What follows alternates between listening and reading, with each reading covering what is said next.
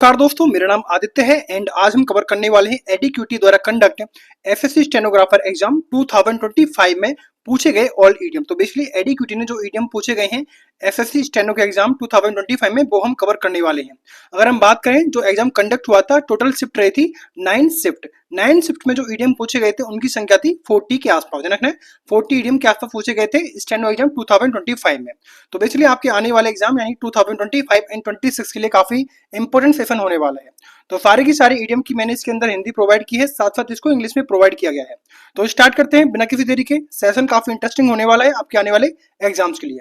First idiom रहेगा tooth and nail. Tooth and nail का मतलब क्या होता है? इसका मतलब होता है पूरी तरह से लड़ना, यानी कि फुल मेहनत करना, पूरी तरह से लड़ना या फिर फुल मेहनत करना, इसको बोलते हैं टूथ एंड नेल। तो इसका रहेगा basically with full strength and determination. Determination बोलते हैं दृढ़ निश्चय। नेक्स्ट हमारा ईडियम रहेगा to turn over a new leaf. To turn over a new leaf का मतलब होता है यानी किसी चीज की नई शुरुआत करना, नई शुरुआत करना कहते हैं to turn over a new leaf. तो ये रहेगा स्टार्ट अफ्रेश, है ना, स्टार्ट अफ्रेश।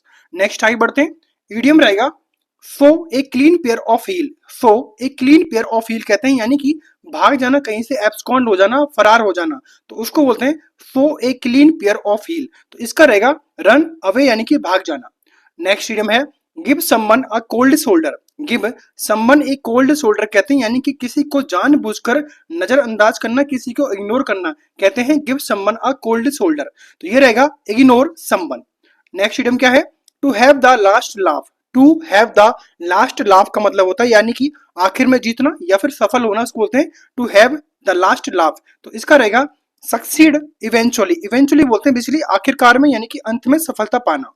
नेक्स्ट आगे बढ़ते हैं, इडियम रहेगा in black and white. In black and white idiom का मतलब होता है यानी कि साफ साफ लिखित शब्दों में कहना। क्या कहते हैं? इन ब्लैक एंड व्हाइट रहेगा इन रिटर्न, यानी कि इसका रहेगा ऑफिशियली इन रिटर्न, यानी कि लिखते हुए कहना। नेक्स्ट इडियम क्या रहेगा? Not one's cup of tea. Not one's cup of tea कहते हैं यानी कि जो पसंद ना हो या फिर अपनी बस की बात ना हो, तो उसको बोलते हैं not one's cup of tea. तो इसका इडियम रहेगा समथिंग डिसलाइक, यानी किसी चीज को नापसंद करना।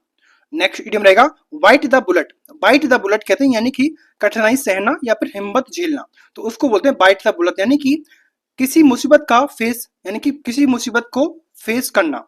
इसका रहेगा इंड्योर समथिंग पेनफुल। नेक्स्ट आगे बढ़ते हैं, नेक्स्ट इडियम रहेगा take to task. Take to task कहते हैं किसी को डांटना या फिर फटकार लगाना, तो उसको बोलते हैं टेक टू टास्क। तो इसको रहेगा स्कॉल्ड करना, किसी को रिव्यू करना। नेक्स्ट इडियम रहेगा go to the extra mile. Go the extra mile का मतलब होता है ज्यादा मेहनत करना, अर्थात इसका रहेगा वर्क हार्डर देन एक्सपेक्टेड, यानी कि एक्सपेक्टेड क्या होता है? यानी कि उपेक्षा करना। नेक्स्ट रहेगा to oil the. Next idiom क्या है? इडियम रहेगा to oil the hinge of silence. To oil the hinge of silence कहते हैं यानी कि चुप कराने के लिए किसी को रिश्वत देना, किसी को ब्राइब देना, तो उसको बोलते हैं चुप कराने के लिए रिश्वत देना। तो ये रहेगा to bribe someone to remain quiet, यानी कि किसी को चुप करने के लिए रिश्वत देना। नेक्स्ट आगे बढ़ते हैं, इडियम रहेगा इन the limelight. In the limelight idiom का मतलब होता है यानी कि सबका ध्यान केंद्र करना, यानी कि सबका ध्यान अपनी ओर आकर्षित करना, तो इसको बोलते हैं in the limelight. Next idiom रहेगा cast pearl before swine. Cast pearl before swine कहते हैं यानी कि अच्छी चीज बेकार लोगों को देना, यानी कि गिव वैल्यूएबल थिंग टू, क्या रहेगा? अनडिजर्विंग। नेक्स्ट इडियम रहेगा cut the Gordian knot. Cut the Gordian knot कहते हैं यानी कि बड़ा मसला झट से सुलझा लेना, तो इसको बोलते हैं कट द गॉर्जियन नॉट। ये रहेगा solve a problem boldly. Bold नहीं होता बहादुरी से। नेक्स्ट आगे बढ़ते हैं, think outside the box.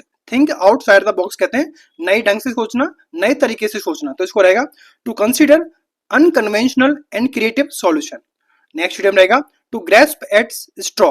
To grasp at straw कहते हैं आखिरी उम्मीद पकड़ना, अर्थात ये रहेगा to try desperate measure. Next idiom रहेगा cut no ice. Cut no ice कहते हैं यानी कि किसी पर कोई असर ना पड़ना, अर्थात हैव नो इफेक्ट रहेगा इसका मतलब।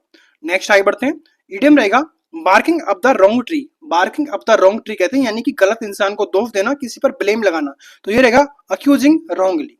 नेक्स्ट इडियम रहेगा फ्लॉग ए डेड हॉर्स। फ्लॉग ए डेड हॉर्स कहते हैं यानी कि बेकार काम में अपना समय बर्बाद करना, अर्थात waste time on a lost cause. Waste time on a lost cause.